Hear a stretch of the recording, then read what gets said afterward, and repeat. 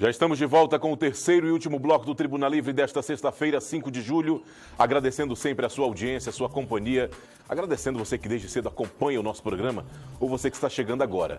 Tudo que já foi exibido no primeiro e segundo bloco, você pode rever acessando o site oriobranco.net. Nossos convidados de hoje, João Correia e Aldemir Lopes. Narciso, antes do intervalo, você queria fazer uma pergunta. João, pode ficar à vontade. Os exemplos têm que vir de cima.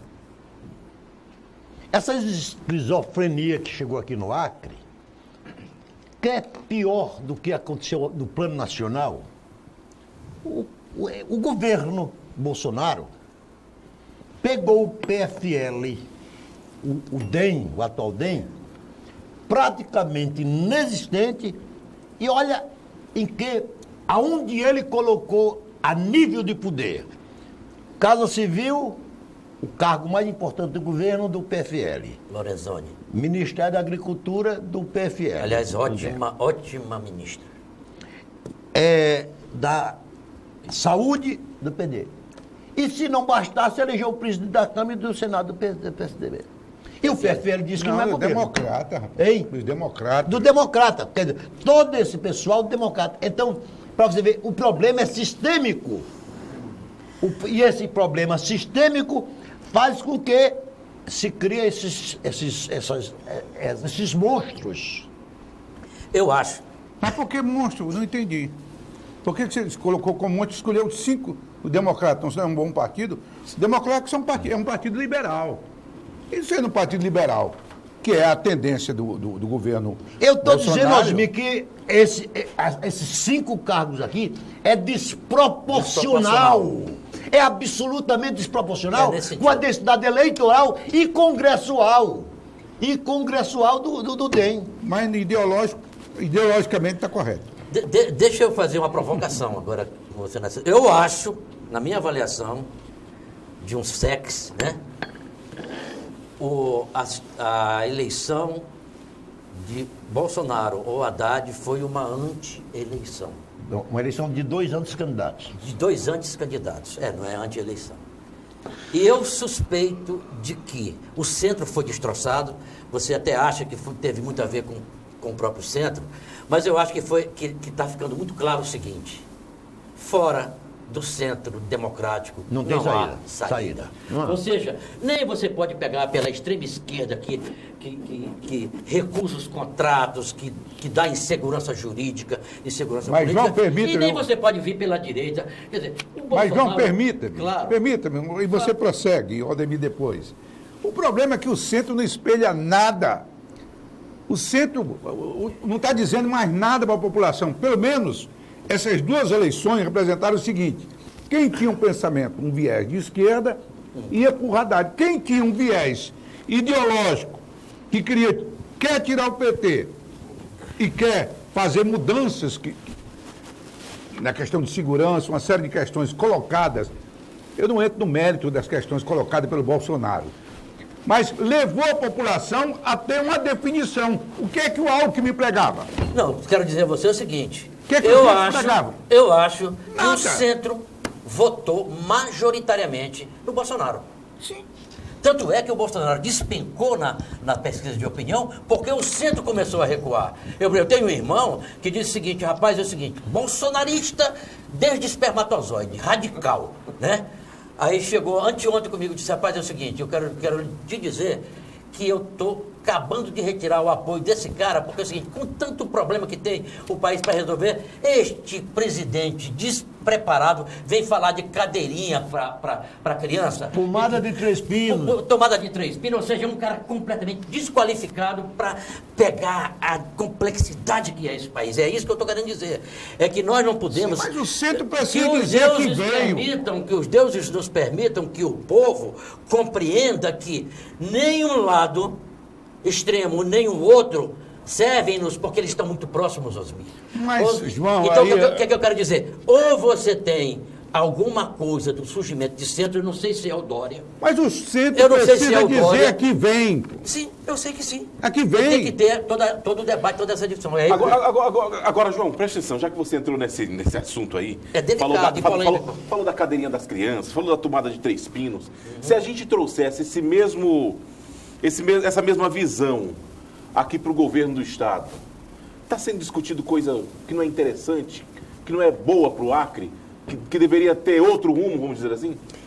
Olha, como é que está o governo aqui do Acre? Deixa eu lhe dizer. Eu vou fazer uma resposta que eu achei uma resposta muito agressiva, mas eu vou responder. Eu perguntei para uma pessoa, o que é que você acha do governo? Sabe o que a pessoa me respondeu? Do governo estadual? Sim. Que governo? A pessoa me perguntou, que governo? Ou seja, há uma certa impressão que o governo ainda não assumiu. Que o governo Gladson ainda não disse ao que veio, que não fez uma leitura da realidade para fazer as intervenções essenciais. Pega a questão da segurança pública. Pega a questão da saúde pública. Olhe, o governo Gladson não teve 6 meses de governo de tempo, não. Ele teve 9 meses. Ele ganhou no primeiro turno. Então, no dia 6 de outubro, o governo Gladson ganhou. Ele teve todo o tempo do mundo para compor uma equipe, para saber quais eram os problemas básicos, para fazer as intervenções. E não fez. O governo Gladson, desculpa, mas é uma... João, antes do Aldemir responder, eu vou discordar um pouco dessa sua colocação. Primeiro, que enquanto nós não fizermos um pacto federativo, consulta os outros governadores dos outros estados, todos. Quem é que está fazendo essa grande administração que a população gostaria? Não há. O governador Gladson, ele recebeu esse estado com muitos problemas, com dívidas de toda ordem. Quer dizer, está com 6 meses de governo, que você sabe que até individualmente... Não dá para ajustar com 6 meses tudo aquilo que ele recebeu de herança. É dívida com empreiteiros, é dívida com funcionários, é dívida com terceirizados. É um monte de problema a ser administrado. E mais grave, os recursos vão paulatinamente diminuindo, quer para os estados, quer para os municípios, devido à gravidade da situação econômico-financeira do país. Então, nós temos que levar isso em conta e tentarmos ver o futuro. Concorda? Concordo. Eu acho que o governador realmente pegou um estado, eu diria até em estado de calamidade. Mas durante a campanha ele dizia que conhecia a realidade do estado, que estava pronto para resolver todos os problemas. E eu acho que foi isso que a população acabou votando no governo Gladson. Que acreditou no que ele falou e depositou lá na urna o seu voto de confiança. Você não acha que é muito cedo? Não, é cedo, mas também não pode dizer que pegou algo que não dá conta de... Veja bem, tem muita coisa que já dava para ter sido encaminhada. Eu acho que não foi bem assim, veja bem. O Gladson foi candidato a governador, poderia ter sido o Antônio João, o Narciso, o Márcio Bital, o Petecão, etc. companhia. O problema era o seguinte, o que se comentava era que só o Gladson tiraria a Frente Popular do governo. E isso pegou, era o Gladson. Qualquer um outro candidato... O povo fez essa opção. O povo fez essa escolha. Qualquer um outro candidato que se colocasse, não ganharia as eleições. Era para o Gladson ganhar as eleições. E ele ganhou as eleições. Só que o que eu quero dizer é que ele não ganhou simplesmente por esse momento agora. Ele ganhou por toda essa história de 20 anos de luta e chegou esse momento. E era ele a pessoa que tinha que ganhar as eleições, né? O que eu discuto, e eu não quero discutir, o João se aprofunda mais nisso, na questão governo Gladson. Né? Eu acho que ainda é cedo, ele tem tempo, ele pode ajustar, ele pode melhorar o governo dele, eu não tenho nenhuma dúvida disso. Se ele quiser, né, se ele fizer as coisas certas, ele vai melhorar o governo dele. Até porque estava tão ruim que se não melhorar vai ficar difícil. O que eu quero dizer, e eu acho que esse é o nosso foco, o foco do MDB, estava falando aí de esquerda e de direita, o MDB é um partido de centro. Correto? Então, o que nós temos hoje no Acre? Centro-esquerda. Nós temos o Gladys Cameli, uma força política, como governador de um lado, né, com seus aliados pessoais, eu diria, e temos a Frente Popular do outro lado. E nós queremos construir uma alternativa de centro, com o MDB. Entendemos que essa é a nossa responsabilidade enquanto partido, enquanto dirigentes partidários. Nós temos que pensar no MDB, fortalecer o MDB, preparar o MDB para 2020 e, consequentemente, para 2022. E isso não passa, evidentemente, pelo fato do MDB estar no governo Gladson ou não estar no governo Gladson. Há um conceito que a gente tem que desmistificar isso.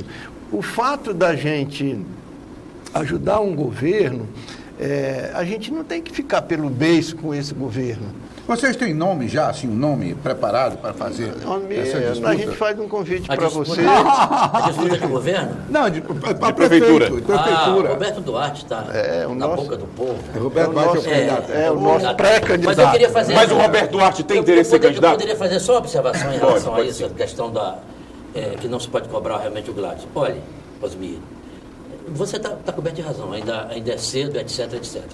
O problema é que nós não temos perspectivas de melhoria porque não há clareza de um projeto que leve a tal. Esse é a minha angústia. Por exemplo, aí eu saio do campo do analista, estou me colocando como analista, né? E vou para o campo do torcedor. Eu torço por esse governo, pelo amor de Deus, porque eu não quero que a Frente Popular volte. Permite-me só uma ligeira rápida parte. O governo Gladys não foi um improviso. Nós temos um plano de governo. Um plano de governo feito por uma equipe de seus colegas, professores universitários. Desculpe, mas... atingindo todas as áreas, isso aí chama-se coordenado pelo professor Castinho. Não! As intervenções, quero falar das intervenções objetivas. Olha, Osmir, ontem ocorreu um episódio trágico. Um empresário, não sei se foi em Sergipe. Foi em Sergipe. Sergipe. Enfiou uma bala na cabeça na frente do ministro e do governador. O empresariado do Acre, Osmir, dá para fazer a mesma coisa, Osmir? Sim. Escute só, não, eu estou lhe dizendo, o empresariado do Acre está passando fome, necessidades, o desemprego aumentou, ou seja, o governo, que é o elemento central, que habilita esse empresariado, não tem nenhuma perspectiva, não tem nada consistente no horizonte. Esse é o problema, é que você não tem nada de consistência no horizonte. O improviso, a biruta é que vai... O improviso onde você vai é uma coisa... Sabe o que um dia uma pessoa falou, que eu também achei exagero? Isso, o Gladson diz uma coisa sentado e quando ele levanta é outra coisa. Tu está me entendendo? Então nós precisamos ter credibilidade na intervenção do governo. Mas eu fazer uma ligeira intervenção. Volto a repetir. Você não acha que esses 6 primeiros meses, ou até pode demorar mais, é um processo de arrumação da casa, para poder, a partir da casa arrumada, você começar a deslanchar os seus projetos? Aí eu vou interromper só um pouquinho. Só um pouquinho. Eu torço. Aqui, só complementando mais ou menos o que o Osmir disse, aí tem um outro problema. São 6 meses, talvez não tenha dado para arrumar a casa. Mas aí parece que o governador arruma outros problemas. Ele diz que tem uma máfia na saúde, que tem uma máfia no Depasa, e ele não resolve o problema dessa máfia. E aí? Isso mostra o problema da qualidade, do preparo. Ele está dizendo que tem uma máfia na saúde e outra máfia no Depasa, quando ele teria que chamar a Polícia Federal, o Ministério Público, para fazer uma intervenção nisso. Mas ele vai lá e diz para a população que tem uma máfia, que tem uma máfia.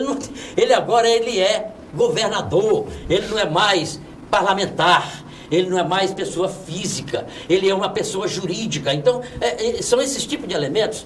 E aí é o que cola na população. Só para concluir, eu sei que já está terminando o tema. O Tesouro Nacional repete de forma sistemática a situação dos 27 estados do Brasil, incluindo o Distrito Federal. O Acre, por incrível que pareça, não está na rabeira, não. Não. Está na rabeira deste país estados como Rio de Janeiro, Rio Grande do Sul, Minas Gerais, Goiás e o pior de todos, o meu Rio Grande do Norte. Ali a situação está triste também. Então, o que acontece é o seguinte, é que o desastre deste país foi planejado e executado. Já na época da nossa Constituição, que Osmir morre abraçado com ela e eu não, Mas ela foi fundamental. Já havia quem dissesse... Nos deu 30 e tantos anos de estabilidade política, democrática. Já havia... Roberto Campos já dizia, nós estamos construindo uma Constituição que levará este país no máximo a 30 anos de vida. É bobagem. É. É uma bobagem que o Roberto Campos disse. Era um bom... É um bom pensador, mas Pensador, não quer dizer liberal. que não pudesse dizer bobagem. E essa crise que está aí? Não é no que vale por Constituição. Já cabe com isso. Até porque a Constituição, naquilo que ela pecou na área econômica, foi reformada. Quanta reforma dentro dela? João, o artigo Quase 6. 100. O artigo 6. Só por último agora, por último. Por último, hein? O artigo 6º da nossa Constituição, o artigo 6º da nossa Constituição, diz que é um direito do cidadão e um dever do Estado. A educação, a saúde, a segurança, a moradia, o lazer. Quer dizer, aí nós... É uma manifestação de Não, desejo, de mas melhoria. Constituição não é carta de boas intenções. Não, concordo com você que ela é muito detalhista. Agora, que ela Não, quer... ela passaria para quem? Para iniciativa privada? Tudo isso? Quem é que bancaria os pobres? Acaba com isso, rapaz. Os países verdadeiramente democráticos não poriam essas coisas na sua Constituição. Não Nosso poria. tempo está estourado. Narciso, para finalizar. Tudo bem. Só tudo bem? Eu espero que o PMDB do João traga Ânimo, alma. ânimo de Ulisses Guimarães. Esse foi um grande homem, né? Foi. E deixou Foi. belos exemplos. Deixou. Inclusive de indignação contra as injustiças, né? Osmir, para finalizar. Você sabe, e o João sabe, que eu exerci durante muitos anos a função que hoje você exerce dentro do PMDB. Sim. Não é isso, secretário-geral? E eu participei quando nós tínhamos grupos extremamente bem organizados dentro do partido, como o grupo do Ruilino, o grupo do Fleming, o grupo dos Melos, a Tendência Popular, né? E os debates eram altamente produtivos. Altamente produtivos. Daí nós temos feito um grande partido com aprovação popular. Mas, João, o PMDB da época tinha causas. Causas. Entre as quais a Constituinte, entre as quais a reforma do Estado, entre as quais liberdades públicas e tantas outras. Perfeito, perfeito. Eu acho que no Brasil de hoje, o que nós precisamos, e os partidos políticos precisam ter, é causa. Causa. Para não chegarmos ao ponto que, infelizmente, o país chegou. Quanto ao governo Gladson, eu ainda acho prematura a cobrança tão contundente que se faz hoje. Aldemir Lopes. Bom, eu diria o seguinte, eu concordo com você, eu acho que é cedo para se cobrar mais do governo, né?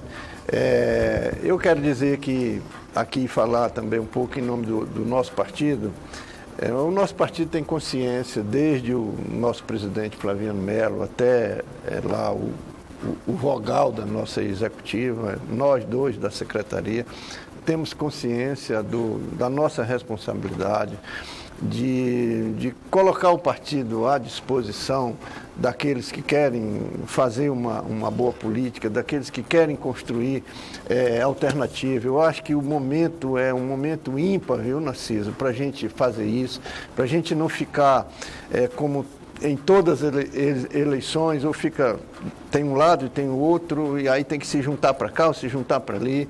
Eu acho que a gente precisa ter pluralidade de alternativa para dar para o eleitor escolher, ter mais candidatos. Eu acho que a cláusula de barreira, a questão das não alianças nas proporcionais, vão dar essa oportunidade a todos os eleitores de ter mais alternativas de escolha, porque não há necessidade, não se torna obrigatório a gente se juntar 5, 6, 8, 10 partidos numa aliança. Acho que cada partido agora tem que pensar no seu time. Tem que fortalecer, tem que preparar ele. E o MDB é um grande partido nacional, apesar de tudo que aconteceu. No Acre sempre demonstrou isso. E é isso que nós estamos fazendo, querendo construir, estamos discutindo com vários segmentos da nossa sociedade essas alternativas, para a gente construir algo diferente. A gente torce para que o governo Gladson dê resultado, mas ele é do PP, nós somos do MDB. Nós temos que pensar no nosso partido. Nós torcemos que dê certo, que ele faça uma boa gestão, mas o nosso partido não está certamente no projeto político dele. Nós queremos construir o nosso projeto político, o projeto político do MDB, porque nós também não queremos mais que depois de 20 anos o PT retorne ao poder, caso haja um fracasso aí do governo Gladys. Esse é o nosso entendimento, esse é o nosso trabalho de convidar lideranças, bons políticos. Quero aproveitar a oportunidade para convidar você para voltar para o MDB, para a sua casa, para o seu lugar, ao Narciso também, que acho que está sem partido. O seu Narciso, lugar que sempre foi permanente. Sempre foi. Independente até de se filiar ou não, mas nós precisamos construir. Eu acho que os políticos, esse Estado, as pessoas que pensam, que querem o bem do Acre, precisam se unir nesse momento, porque passa a política, e construir algo que eu diria diferente, para em 2020 e 2022 colocar aí à disposição da população do Acre. É isso que eu queria colocar. João Corrêa, para terminar de ganhar o voto. Não, eu vejo assim, o Aldemir acabou de convidar o Osmi para retornar. Disse o seguinte, o caminho de volta ninguém esquece. Zé América, ninguém né? se perde no caminho da volta. Ninguém se perde no caminho da volta. E isso, por incrível que pareça, tem sido uma coisa assim, quase que comovente. A gente identifica pessoas de outros partidos, mas que os pais foram do MDB lá atrás. Isso tem sido um elemento central. E para conseguir ganhar o teu voto é o seguinte, é a questão democrática. Porque a democracia, nós não podemos ser estelionatários. Quando você ganha, quando você compromete-se com a população, de que vai encaminhar as soluções de maneira tal e qual, se você não o faz, e se você não explica, você está cometendo um ato de, digamos assim, de estelionato. Por exemplo, essa questão do Gladson ter colocado o segundo partido maior que existe no governo é o PT. Isso é uma barbaridade. Isso é uma barbaridade. Porque o PT já estava cansado. O PT precisava de ter uma folga, de fazer musculação, de fazer uma reflexão, etc. e tal e tal. Mas não, ele convidou o segundo partido mais importante. Então é o seguinte, onde nós temos ido, a pregação tem sido bastante atrativa, as pessoas têm retornado, porque nós precisamos, Osmi Lima, ter alternativas para 2020 e 2022. Olha, o MDB ainda não tem candidato a governo, não, em 2022. Mas já está conversando com outros partidos nesse sentido.